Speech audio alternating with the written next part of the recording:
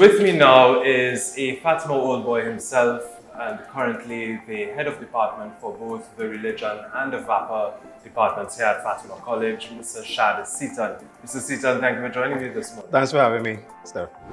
So how has it been moving from the day-to-day regular scheduled program here at Fatima College to the virtual reality? And how were you involved in helping the college make that transition? Well, it has been hectic, and I think it still is going to be hectic moving forward. But we got through, thankfully, thank God for that. How have I been involved? I suppose, in two major ways. Mobilizing and trying to spearhead and help the entire school as a whole, but also helping my department to move forward with distance learning. So initially, in helping the school, I think we had to decide what platforms we were going to use, what would be the best platforms for the things that we would be able to do. And we decided on Zoom, and we also decided on Google Classroom, and that's because many of our teachers had already been to the Google Classroom, for want of a better term.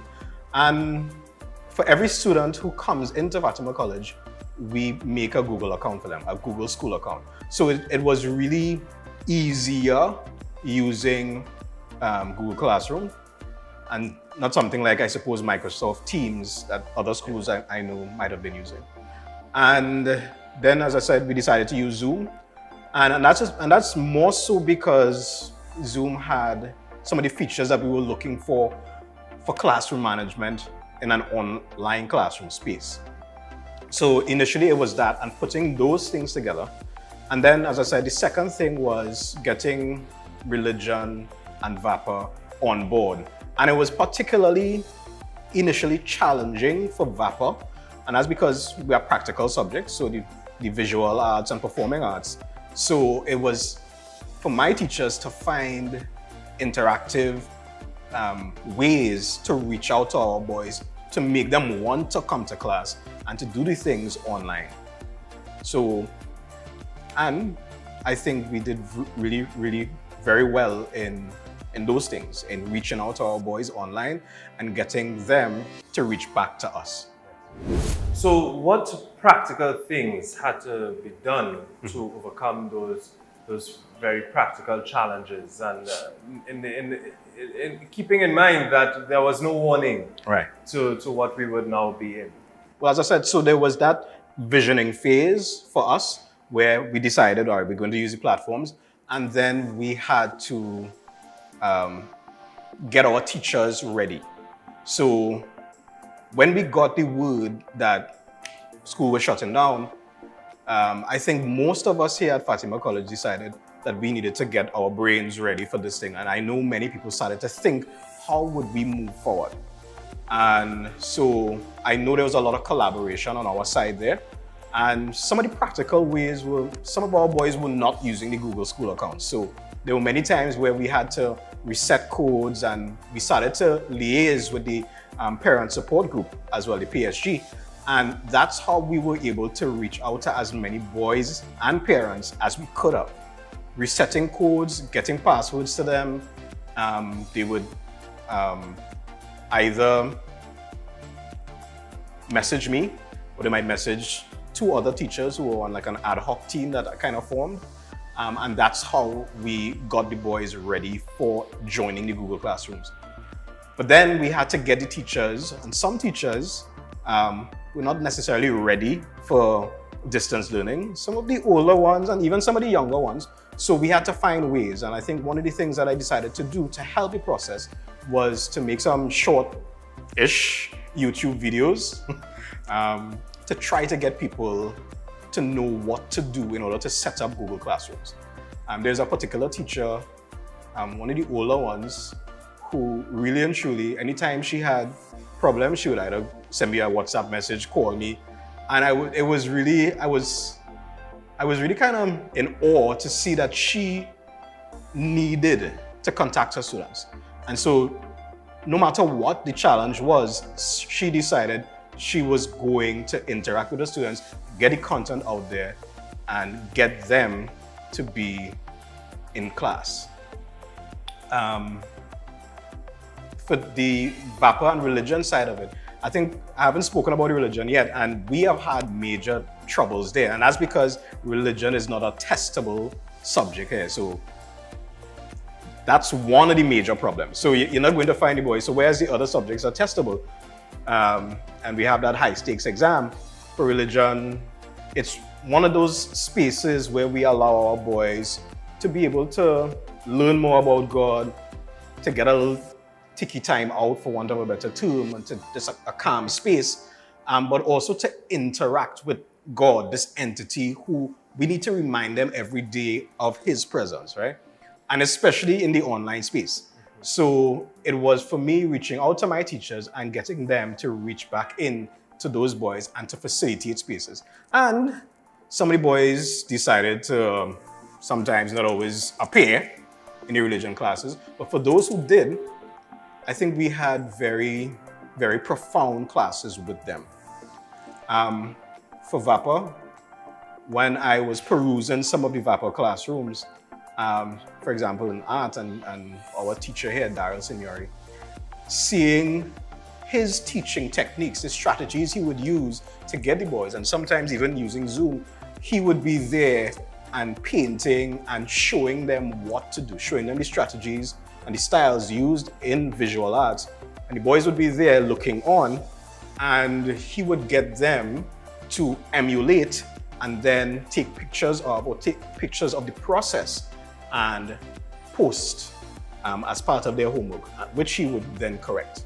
So, as I said, there were those challenges, but we found ways, even if it wasn't in the first week or wasn't in the second week, by the third, fourth weeks, maybe even into the second month, we decided that we would be open to dealing with every single challenge that we had. However this new normal looks going forward, there would be aspects of this that may be here to stay. How do you see us as an institution going forward with the new realities, even post-COVID? Right.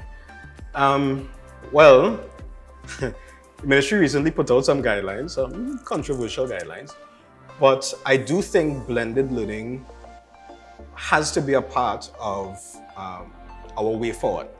Not necessarily the process with which they outline in the document, but blended learning has to be. And it's something I think even before we were sent home, even before the pandemic, some of the teachers here at Fatima, that's one of the ways that we decided to actually reach out to our boys. Sometimes we would have our face-to-face class here, but then we would make a Google Classroom and allow our boys, or we would sometimes repost the content that was done in class for them to review. But sometimes we just give them a space where they don't necessarily have to write the homework in the book, because sometimes it could be kind of boring for them. But giving them that online space where they can actually do an assignment and submit it in this virtual domain. So I do think blended learning is here to stay. So that's one of the ways that we are going to move forward in the classroom. How else? I think at Fatima College here, we are setting up the things that we need for the future, taking into consideration the guidelines that the Ministry of Health has put out. So I think for us being in the education system, it is always about making our boys aware of what is happening and dealing with that head on.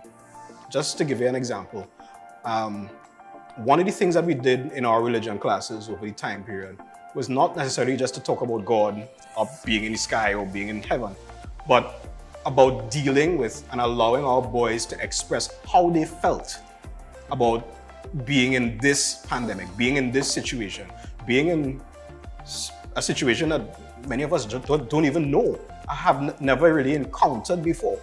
And for them, I think that type of catharsis was necessary for them to be able to express themselves. Some of them were frustrated, some of them were happy initially that they didn't have to come to school. But then they realized that this was something that they were not accustomed with.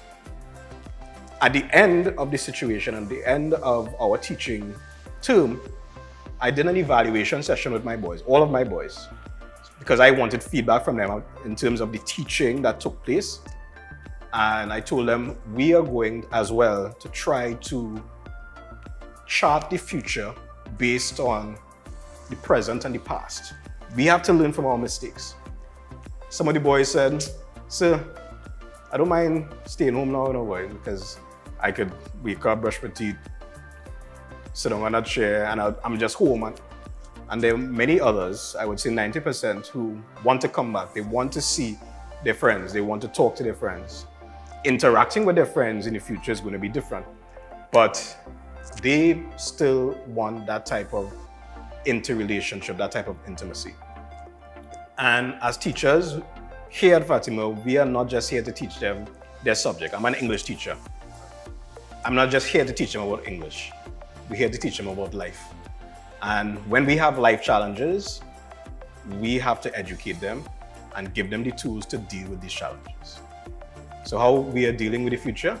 By helping our boys to deal with every single challenge and to strive on. Thank you very much, Mr. Seaton, as we continue to discuss how we here at Fatima College have embraced the new normal that has been as a result of COVID-19.